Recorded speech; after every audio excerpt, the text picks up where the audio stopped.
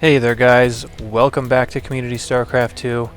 I'm your host Sidewinder, and today we're going to be taking a look at another pro match. Again on Typhon Peaks. Kind of strange that the last Korean game that I casted I said I'd never seen anything on Typhon Peaks before, and all of a sudden I get two in a row. So this game is going to be between oGsJ, who I'm not actually sure who this is. I think it might be Juk2, who is the only Zerg player on OGS that has the name that starts with a J, so I don't actually know who it is, but that would be my best guess. He's spawning in the top right hand corner of Typhon Peaks, and he's going to be fighting the genius Terran player who does so many good things with Terran, especially in TVT. He is IMMvp, and if you have not seen the most recent MLG over in Anaheim, plug your ears if you don't want to be spoiled, so I'll give you a couple seconds for that. MVP actually won that MLG, taking out MMA in the finals and doing a very good job throughout the whole tournament. I believe he actually did not drop a single set the entire tournament, went undefeated in pool play, and then obviously went undefeated in the championship play considering he won everything. But MVP is on a weird streak right now. Let me pull up the production tab so we don't miss anything. I think oGsJ or Juk2, whoever this might be, is going to go hatch first, and yes, that's what we see there. But MVP has been in such a weird slump lately in the GSL. I don't remember if he actually stayed in Code S. Yes, he did. He did stay in Code S, but he's just not done anything recently in Code S. He did actually fall down to Code A recently, and then played his way back up. But he's just been getting really, tossed around in Code S recently. And here's an interesting development in MVP's build. He's actually going for a tech lab before even a Marine is on the field. So I don't know what is going to come of this. It's usually a Reaper into a quick expansion, but we'll see how hard he commits to that. Here's the Reaper on the way right now, as we can see. In the meantime, oGsJ is just going for his spawning pool right after the hatchery and taking the gas at the same time, which is very normal for hatch first stuff. But yeah, anyway, MVP, he's won 2 GSL championships, and ever since then in the GSL world he just kind of fell off the face of the earth. I think it's because his weaknesses are against Protoss, so he just doesn't play very well against Protoss in particular. He does pretty well against Zerg, but Terran versus Terran in particular, he really wipes the floor with people. He makes very few mistakes and has such good unit control and such good positioning all the time that he wins most of those matches. We're going to watch the Reaper head out, and as the Reaper is leaving, you can see another command center starting here in MVP's base. This Reaper is going to get up here. There are no drones to kill at the expansion, and the Zerg player now knows the Reaper is here, so they're going to send a couple Zerglings. Look at where these Zerglings are positioned to try and hit this Reaper as soon as it comes up the cliff. So this is super top level play. This Reaper is going to have to get out of there, and he accidentally goes on the crit for a second and dies because of it. So down goes that Reaper. It was at least good for some scouting information to see what kind of tempo the Zerg player was on. Should have given MVP at least some information, considering the hatchery was done by the time his Reaper got there. Here comes a factory, actually 2 factories out of MVP. So this may be transitioning into that Blue Flame Hellion style that we saw so much of at MLG, that basically every Terran player was doing, but Boxer in particular had a really crazy TVZ build where he got 4 or 5 Hellions and then just drop shipped them up via an elevator drop style, where he just sat a medevac right here, loaded his Hellions in, and then just dropped them off on the high ground and had a nice Hellion Marine force inside the main base of the Zerg and really screwed him up. We're going to see what comes out of this Tech Lab factory as soon as MVP has the resources to afford it, or at least the attention span. And it is indeed going to be a Hellion, and I would expect the Blue Flame to start on there any second. But we will see. Yes, there it comes. And you can see this is still red. So this is a little older replay. It's not as of patch 1.3.5, which just recently came out in the last couple of weeks. These replays are kind of old, considering that the replay uploading recently on a lot of the sites that I frequent has been kind of slow lately. But anyway, into the game. We're going to see a Baneling's Nest coming up here pretty fast for oGsJ. And this Baneling Nest is definitely going to thwart any Marine plays, but if he gets a lot of speed Zerglings out, that'll actually really help against these Blue Flame Hellions as well. You can see he's making a ton of Zerglings. Probably just going to try to get in here and deny mining on this base for as long as possible. As you can see, these Zerglings being rallied right in front of the Terran base. So we'll see exactly what this Zerg player has planned. He's going to check down here on the third first and not see anything. Or perhaps try to morph Banelings. Yes, and there he goes. So the Banelings are ready to come up, and he's going to be ready for a pretty big bust. But if MVP has good positioning on these Hellions, he's going to really shut that down quickly.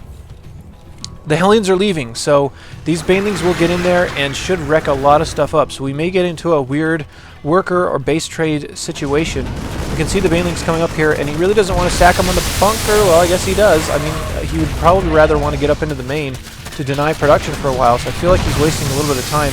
MVP comes back with his Hellions. These Hellions should shut this down pretty fast.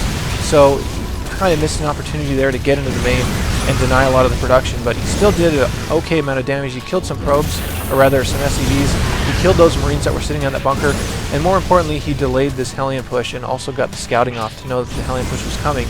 So in response, he's throwing up a Roach Warren. MVP does not follow this up with a starport at all, which is very common to put Banshees out after this. There's a bunch of Zerglings sitting at the watchtower, and if these Hellions aren't careful, they could take a lot of unnecessary hits, but the Zerglings are just going to retreat. There's another one of those, whatever they are. Apparently it's a female, and they're just hanging out watching some Zerglings getting roasted. Here come a lot of Banelings. If the Zerglings can get us around here, that'll be huge, but no, they're not fast enough off creep to do that. oGsJ really needs to start spreading his creep. You can see basically none of that has been done so far. I don't even think a single creep tumor is on the map right now. MVP stationing his Hellions at the watchtower, and he's going to be transitioning into siege tank, going for that more tank marine style, which is very common. And he's going to be going up to 3 barracks, but still no starport. So if he wants to put out a lot of Marines, he really needs to get those medevacs going, or at least get the starport going to compensate for all that kind of stuff as soon as possible. There's now roaches on the field, and with good positioning, these Hellions are not going to do any damage. So the Zerg player is really handling this well. This is a good example for you Zerg players to watch if you're having a lot of trouble with Blue Flame Hellion builds on the ladder right now, which of course you're going to see because players that watch those kinds of pro events will say, oh cool, look, that worked at the pro level, maybe I'll try it. So you're going to see a lot of Blue Flame Hellion stuff on the ladder for a while. This is a good way to shut it down. Just find a little window in which you can be aggressive, and if you do see Blue Flame Hellions, just respawn with roaches. And if you get enough roaches in there before these siege tank numbers grow, you should be fine, but this is a little too much. These siege tanks should actually clean all this up. Here comes some Banelings to try and detonate on those Marines. They do push through. The roaches will actually get in here pretty far and kill these 2 tanks, but there's 2 more tanks at the top of the ramp, so all those roaches are dead. We can see in the units lost tab, the Zerg player is behind by about 1,000. There's more roaches here on a bad rally. He really needs to run those away. He is still continuing to pump roaches though. You can see 4 more roaches on the way, as well as some more drones. So it looks like he wants to just pressure with these remaining roaches and then get back into drone mode. I'd really like to see the Zerg player take a third, and there he goes, plopping it down right then. And MVP is really, his army is just going to start to swell here in the next couple of minutes. Doesn't look like he has his sights set on expanding. His worker count is also kind of low, so he's been missing a lot of workers, or at least by my estimations. We're going to check the worker count right now and see the MVP is only at 39 workers right now. He did lose a few to those Banelings, 8 workers, but still 41 workers by about 12 minutes. It's kind of low, so MVP's been investing a lot into army right now and a lot into tech. Check on the production tab once again. You can see stim coming down for these Marines, which you really need against Mutalisks, which are kind of inevitable, but instead we're actually seeing drops coming down, and he canceled one of these upgrades, which I find a little strange. He started his Pneumatized Carapace, which is your Overlord movement speed, and then canceled it. Not really sure why. He still has Ventral Sacs on the way, so he still has Overlord dropping, but I don't know what the point of canceling that speed upgrade was. He is floating a little bit of gas, so I don't think it's because he needed more gas for something. So that was a little strange. Here's a few roaches hanging out in front of the base. Look at this Overlord coverage. If there's any drops that are coming across here, he's going to know all about it. He has full vision right here. And let's just take a look at the Zerg player's vision altogether on the minimap in relation to the Fog of War. Look at all this vision coverage he has. He has almost the entire map split in half, so he can see everything that's coming. He sees these Hellions, which aren't going to do anything to this roach. This roach just laughs at all these Hellion damage. Here comes these Hellions advancing into this, but these roaches are going to push this away easily and pick off one of the Hellions. Hellions may try to do a little bit of fancy maneuvering and scoot around on this pathway right here, but you can see this fantastic Overlord positioning is going to know all about that. and it looks like that's what MVP wanted to do, or he just wanted to get in here and take a look to see if there's an expansion there. The Circ player did restart his Mimikai's Carapace and donate a bunch of Zerglings. That's beside the point. We can see all these Hellions advancing, and he really doesn't want to let these Banelings get in range of that, because these Hellions will roast up those Banelings really easily, and losing that many Banelings is really devastating. We're going to see some Overlord drops, so we're going to see what he has planned in this. And this is a huge drop. I don't know if he's going to try to drop on top of this army, or if he's just going to split this up and send some of them to MVP's worker lines. This will be interesting to see what happens.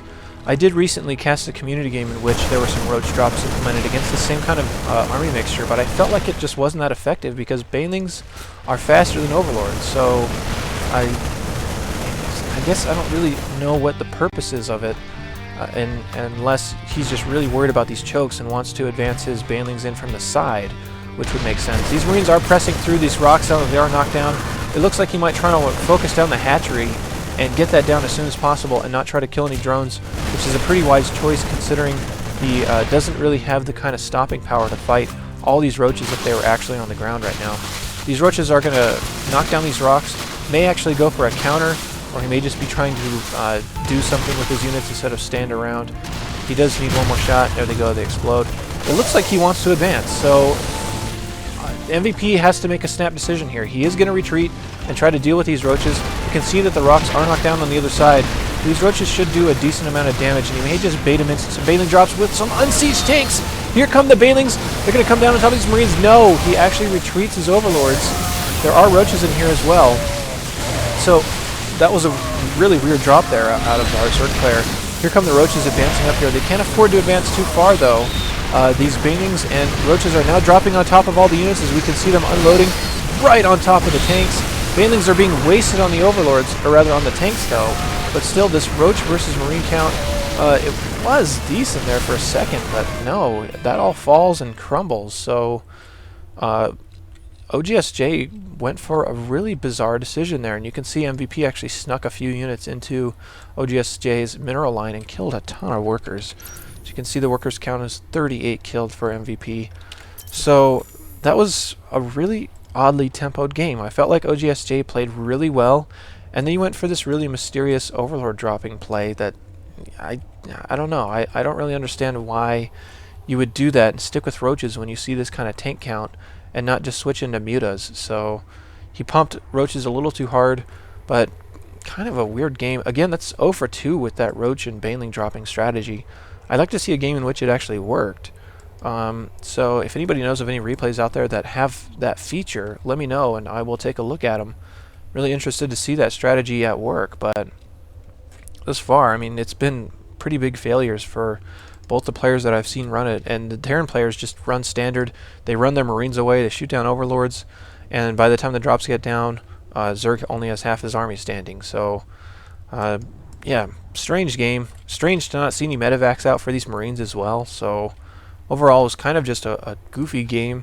I feel like MVP didn't play his best game, but still played very solidly, made good decisions when they needed to be made, and ended that game the way he needed it to end. So strange game there. Hope you guys enjoyed it. Anyway, I'll be back for more casts. I'm going to try to do at least one more tonight.